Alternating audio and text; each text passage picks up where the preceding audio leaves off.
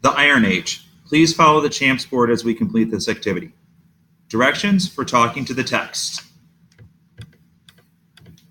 When you read about something that helps explain how and why iron was developed and spread, put a C for cause at the beginning of the sentence. When you read about something that happened as a result of iron technology, something that changed because of iron, put an E for effect by the sentence. How Iron Age Changed the World by Heather Whips.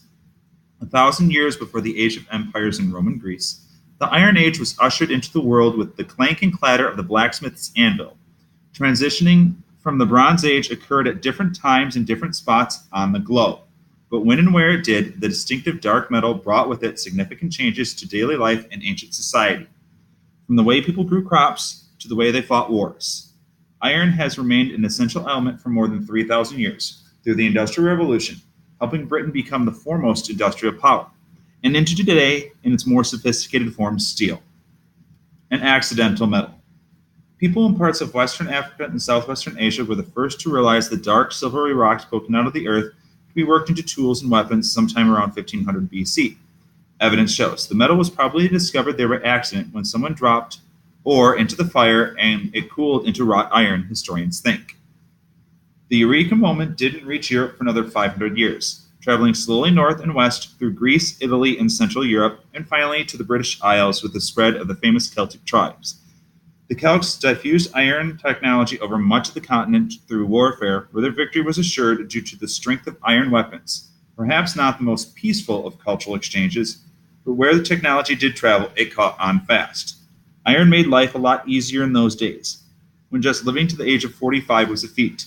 By the time much of Europe had settled into small village life, toiling the soil with bronze and stone tools. Iron farming tools such as sickles and plow tips made the process more efficient and allowed farmers to exploit tougher soils, trying new crops, and have more time for other activities. Some families spent their new free time making salt, sewing clothes, crafting luxuries such as jewelry, many of which were traded over long distances. Using your talking to the text notes from this article above, write down in your own words some of the factors that led to the development and spread of iron, causes, as well as some of the ways that iron changed people's lives or effects. Please follow the champs board posted on the PowerPoint. Now that we are finished with the cause and effects chart, we're going to move on and read the Military Revolution and Introduction. This Iron Age was marked almost by constant war, at a time in which states of all sizes came into existence only to be extinguished by the rise of still larger empires, which, in their turn, were destroyed by military force. The Iron Age also saw the practice of war firmly rooted in man's societies and experience, and, perhaps more importantly, in his psychology. War, warriors, and weapons were now a normal part of human existence. Also, at this time, armies produced the prototype of every weapon that was developed for the next 3,000 years. Only with the introduction of gunpowder would a new age of weaponry and warfare begin. A military revolution that eventually produced the age of modern warfare had begun. One of the most important stimuli for this military revolution was the discovery and use of iron. Iron was first employed as a technology of war about 1300 BC by the Hittites.